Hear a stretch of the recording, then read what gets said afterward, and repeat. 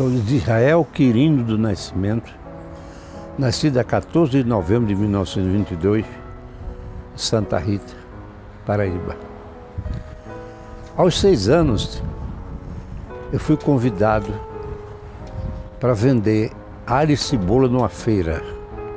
Como eu desenvolvi muito a venda, em seguida o dono da mercadoria me convidou para vender em João Pessoa. Eu já estava com 8 para 9 anos. Em João Pessoa eu desenvolvi mais ainda, passei a vender alho no Urupema. É tanto que eu tenho um slogan nos meus desenhos: da pintura do balaio da Urupema ao bico de pena. Isso eu criei. Daí eu comecei a produzir plantando na granja desse meu patrão, o senhor Moquino, um velho de 78 anos, magrinho. Mas eu cometia um pecado que ele nunca descobriu.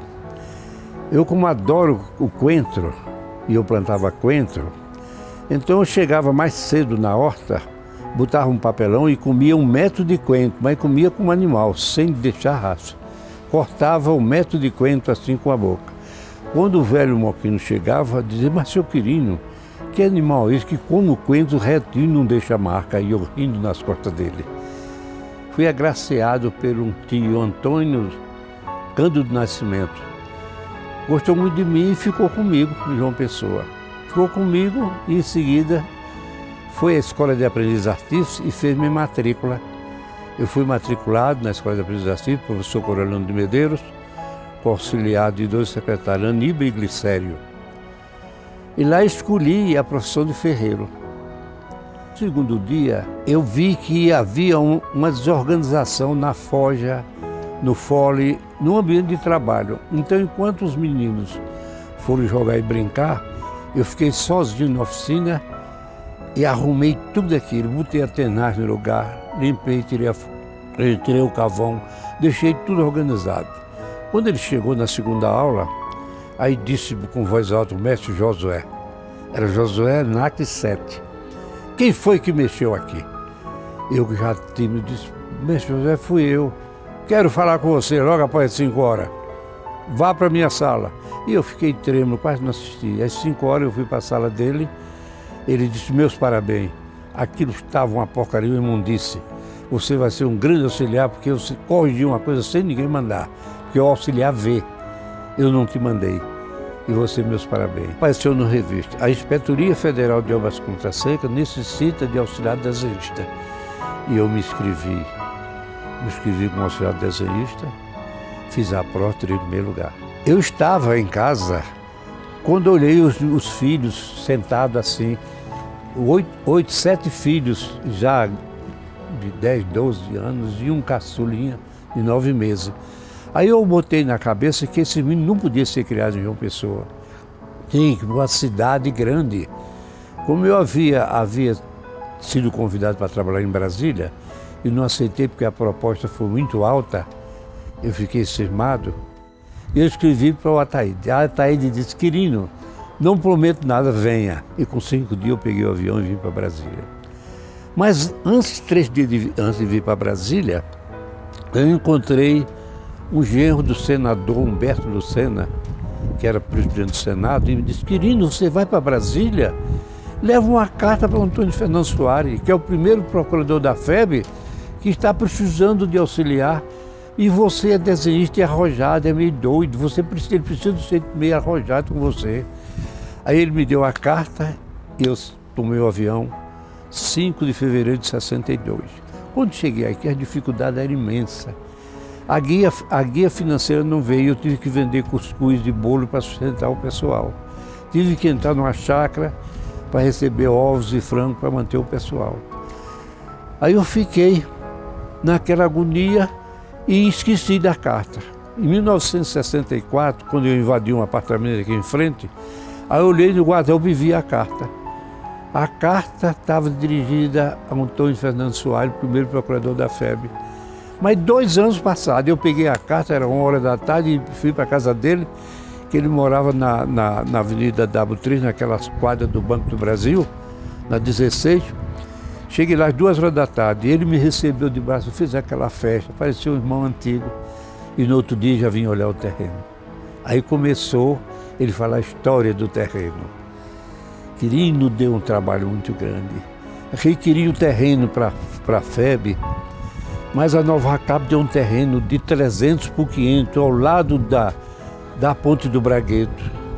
Eu não podia aceitar, muito distante para ter uma frequência. Eu disse não, aí rejeitou. Aí pediram para fazer um novo requerimento, eu fiz um novo requerimento. Ele era alto funcionário do Banco do Brasil. Aí deram coincidiu em cima do grupo escolar. Aí, quando verificaram, não podia ficar para a FEB. Foi no grupo escolar da esquina. Aí, outro requerimento. E, por coincidência, havia esses 2 lotes vagos, o FG, um de 50 por 200 e um de 60 por 200 FG. E foi aí quando ele assinou o documento e assumiu.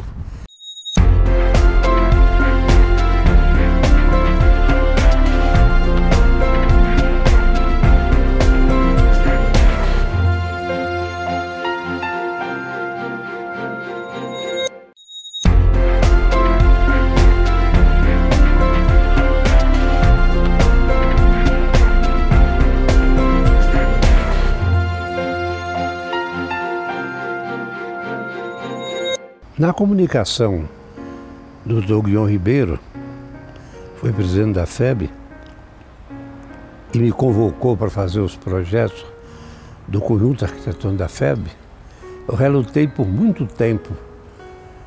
Eu achava que não tinha condição. Não era arquiteto, não tinha curso superior, e ia haver dificuldade, mas a insistência dele foi tão grande. E quando eu aceitei, ele disse, nós te ajudaremos. E eu fiquei num entusiasmo muito grande. Comecei a fazer esboço e mais esboço. Conclusão, o Guion passou o 1º mês sem dar comunicação, o 3º mês sem comunicação, 3º mês na reunião mediúnica na casa do Antônio Soares, ele disse, Antônio, Guion conversou comigo, insistiu, me convidou e sumiu. Ele comunicou, Quirino, eu não sumi. Nós estávamos acompanhando seu entusiasmo. Não se inicia nada quando a pessoa não tem entusiasmo e não tem calor. Então eu iniciei no dia seguinte o projeto. Coloquei o papel manteiga e comecei a fazer os desenhos. Primeiro foi o 1, o 2 foi a biblioteca, o 3º foi o museu. O 4 foi a casa do administrador, o 5º foi esse bloco que está aqui ao nosso lado, o 6º foi o anexo lá nos fundos e o 7º um prédio que está só projetado lá na parte posterior do terreno. É um prédio enorme de 8.000 metros quadrados com 2 subsolos. Esse era o projeto. Foi a ideia inicial, que no primeiro subsolo ia instalar a gráfica para ser confeccionado o reformador em Brasília. O segundo, os jornais. E o 3º era um equipamento para dar apoio a todos os órgãos da federação, sobretudo das zonais norte, sul, leste e oeste. Esse bloco está arquivado, os desenhos estão arquivados. Projetado os edifícios, eu com muita ligação com o Antônio, e o Antônio tentando tirar as famílias daqui. Aí, mas antes, houve o seguinte. Eu digo, Antônio, nós precisamos fixar um barraco no terreno. A reunião não pode ser feita na sua casa. A entidade tem que fixar a gente no terreno. Aí eu chamei o português, esse que falava muito palavrão, e pedi a madeira. Ele me deu os paus e eu cheguei, estendiei, peguei e coloquei a madeira. Eu fiz um barraco de 10 por 15. Aí chamei o Antônio, a FEB já começamos. O barraco vai sair. Eu disse, Quirino, mas eu tenho 9 9 contos de réis, não dou de jeito nenhum, porque eu não tenho escritura ainda do terreno. Eu digo, eu vou pedir. Aí eu fiz amizade com o comprador do Nova Cap, ele me deu um caminhão de tábua. Depois fiz amizade com o outro, me deu as telhas. Depois eu saí pedindo. Eu sei que com 2 meses o barraco estava pintado e pronto. No esboço pronto, o Antônio diz, você vai ao Rio de Janeiro, se apresenta a Vantuil de Freitas, para ele dar o aval. Aí eu fui para o Rio de Janeiro, peguei o avião para o Rio de Janeiro. Cheguei lá, fiquei na federação sentado e passava aquele cidadão veloz, assim, parecia um meteoro. Era o Vantuil. Gravatinha, borboleta, pequenininho, roupa de linho. Aí eu já estava 1 hora esperando, passou um cidadão, eu disse, olha, eu preciso falar com o doutor Vantuil. Eu tenho que pegar o avião para Brasília. Aí ele passou e disse, doutor Vantuil, tem um Quirino aí que quer falar com você. Ele disse, Quirino, Quirino, entra. Aí me abraçou, ele foi no escritório. Chegou no escritório, ele disse, Quirino, que felicidade vê-lo, nunca tinha me visto. Aí disse, Quirino, abre os desenhos, Quirino, abre os desenhos. Disse, que beleza, fecha o desenho. Aí disse, de onde é que você veio, Quirino? Disse, eu vim de Brasília. Não, para Brasília.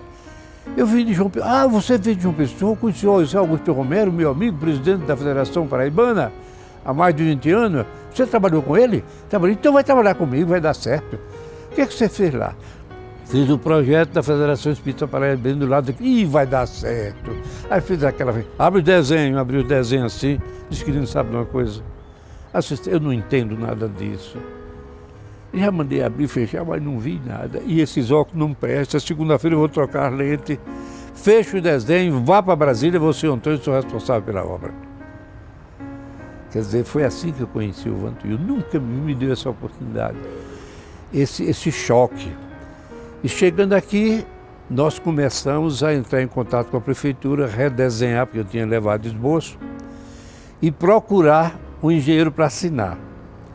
Aí procuramos, não encontramos. Aí o Antônio botou um anúncio no Correio da Brilhância, a coisa mais incrível possível. A Federação Espírita Brasileira vai iniciar suas obras, tal, com um projeto público, mas precisa de um engenheiro para assinar de graça. No jornal. Apareceu 2. Apareceu o engenheiro de Goiânia, mas esse o Vantuil descartou. E apareceu um coronel da Aeronáutica, engenheiro civil. Veio aqui, assinou, tirou as cópias e ficou trabalhando com a gente. Mas então começamos assim. E o barraco, que ele não emprestou os 9 contos, gastamos, com os donativos, gastamos 252 contos e o barraco ficou pronto.